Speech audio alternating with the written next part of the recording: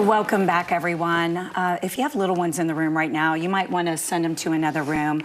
Another mass shooting in America has shattered a community. Earlier this week, a gunman opened fire in a single classroom in Uvalde, Texas, killing 19 students and 2 teachers. This tragic incident has posed the question, how do we as parents talk with our kids about trauma and make them feel safe? So joining us to have this conversation is psychiatrist Dr. Surat Bhargave. Yes, Dr. B, we Hi, appreciate you rearranging your schedule to be here because it always makes us feel so much better when you're here to talk about these kinds of events and to help us cope with them. Yeah, so I was saying, I have a 9, a 6, and a 2-year-old, so obviously the 6 and the 2-year-old are too young, but my 9-year-old, I said to him the day after, I said, can we talk? And he said, sure.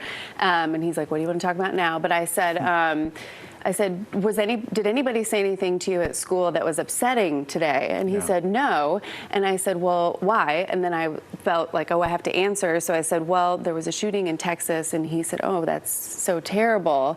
And I didn't really know where to go from there because he didn't know anything about it. So in a way, I was like, okay, do I need to have this conversation? So I guess, do I continue the conversation or do I try to shield him from it, which is, I guess, what I ended up doing. But I just sort of ended it with, well, if there's something that is said that makes you sad or uncomfortable, like, please know. Please talk to me. Yeah, I'm here for you with whatever you need. And I was curious, too, because of, like, I know they do certain drills, and we might not know when they do the active shooter drills, which is a whole other thing that they have to deal with. But anyway. Sure.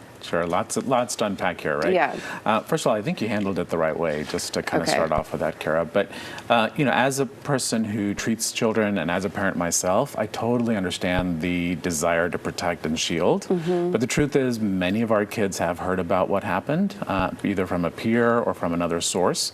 So it's better that they hear it from you as much as possible. You want to be the person who is their source of information.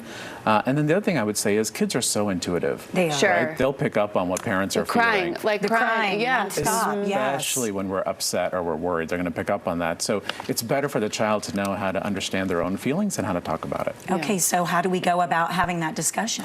So much of that is going to depend, Christine, on the ages of your children, the temperament of your child. But I would say this, in terms of generally talking to kids about tough things, start with questions and then be prepared to listen. Okay. So just like you said, is there anything that happened today in school that was upsetting? How are you feeling? Start with those questions first and then really listen to them. And then the rest of that conversation is really going to go based on their answers and, more importantly, their questions next. Right. So I would say to answer their questions, speak in vocabulary that is appropriate to your child, be concise. Be honest. It is important to be honest. You're their source, so you want to be honest. But then continually remind them that they will get through this, and you will get through this. I think this is the time we have to tap into our resilience, both for ourselves and our kids. But my kids are older, as you guys know, 7th and 9th grade, potentially are going into. So when we ask them about it, they kind of didn't want to talk about it. The conversation was very short.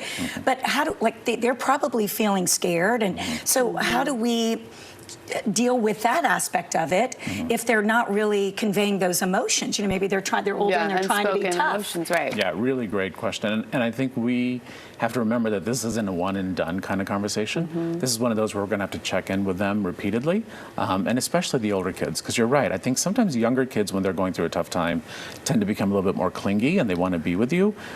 Older kids, when they're going through something that they don't understand, they actually try to isolate and try to be by themselves, and we really want to pull them through that. So it's not a conversation you're going to have once with them. You're going to check in over the next few days at least. Yeah.